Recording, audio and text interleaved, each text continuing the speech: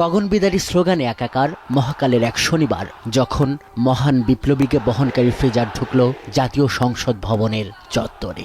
গোলামি না আজাদি।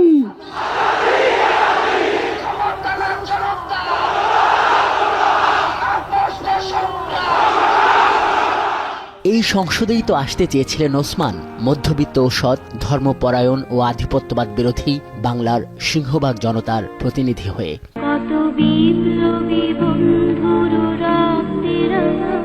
এর জন্য ঢাকা ৮ আসনে একা একা হেঁটে বেড়াতেন যে যুবক, তার জানা যায় লাখো মানুষ, জনসমুদ্র।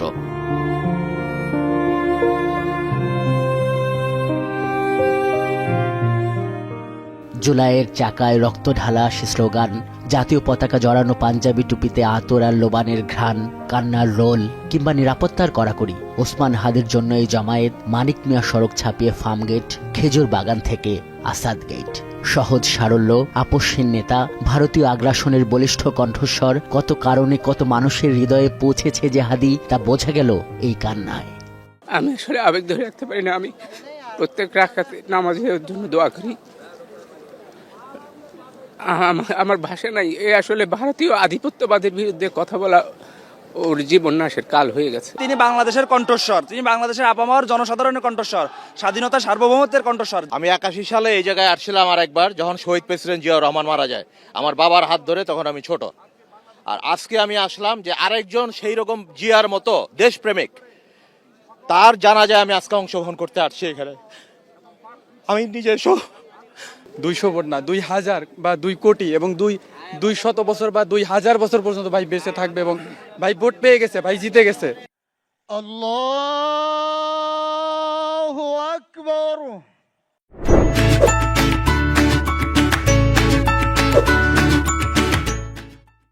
জুলাইয়ের ঐক্যের প্রতীক, আরেকবার প্রতীক জাতীয় ঐক্যেরও। তার জানা যায় আবার এক কাতারে গণঅভ্যুত্থানের মুখ, বিএনপি, জামায়াত ও এনসিপি নেতারা।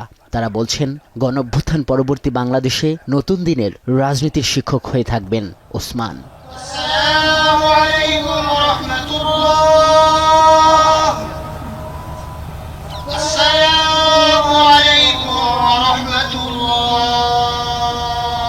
দেশীয় এবং বিদেশীয় সকল চক্র যারা গণতন্ত্রের পথে বাধা হয়ে দাঁড়াতে চায়, যারা নির্বাচনকে বাধাগ্রস্ত করতে চায়, এদেশের গণতান্ত্রিক উত্তরণকে যারা বাধাগ্রস্ত করতে চায়, কণ্ঠকাঠিন্য করতে চায়, তাদেরকে আমরা সমুচিত জবাব দেব গণতান্ত্রিক উত্তরণের প্রক্রিয়াকে সহজতর করে। ওভার দি ব্লু সিজ অথবা অন দি ব্ল্যাক মাউন্টেন, যেখানেই তারা থাকুক, তাদেরকে ধরে আনতে হবে, বিচার করতে হবে। যেটা ওসমান হাদি বারবার বলেছেন যে আমি যদি শহীদ হয়ে যাই আমার কোনো আফসোস নেই, কিন্তু হত্যাকারীদের বিচার করতে হবে। তার ছোট সন্তান, তাকেও যেন তার মতো করে বাংলাদেশের মানুষের কাছে বড় হওয়ার তৌফিক দান করেন।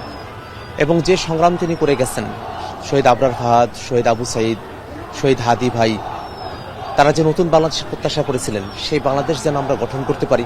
স্মরণকালের ওই ঐতিহাসিক জানাজা, বাদ ভাঙ্গা মানুষের এই স্রোত, এই জোয়ার প্রমাণ করে শরীফ ওসমান হাদি বাংলাদেশের মানুষের হৃদয়ে কতটা গভীর জায়গায় সে আসন গেড়েছিল।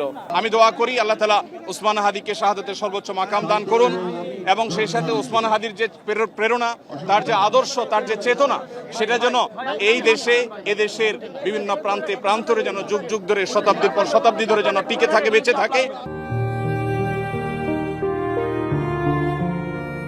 নামাজে জানাজার আনুষ্ঠানিকতা শেষে এক আকাশ আবেগ আর ভালোবাসায় যখন জাতীয় সংসদ ভবন ছেড়ে যাচ্ছেন শহীদ শরীফ ওসমান হাদিকে বহনকারী ফ্রিজার, তখন পুরো এলাকায় শুধুই মুক্তির স্লোগান আর ফুপিয়ে ওঠা কান্নার আওয়াজ। আদর্শকে গুলি করে হত্যা করা যায় না। এই জাতীয় সংসদ ভবনে শরীফ ওসমান হাদির জন্য লাখো জনতার এই স্রোত সেই ইতিহাসেরই পুনরাবৃত্তি ঘটালো।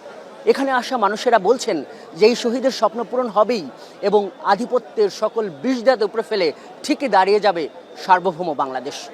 জাতীয় সংসদ ভবন থেকে আজহার লিমন, এখন ঢাকা।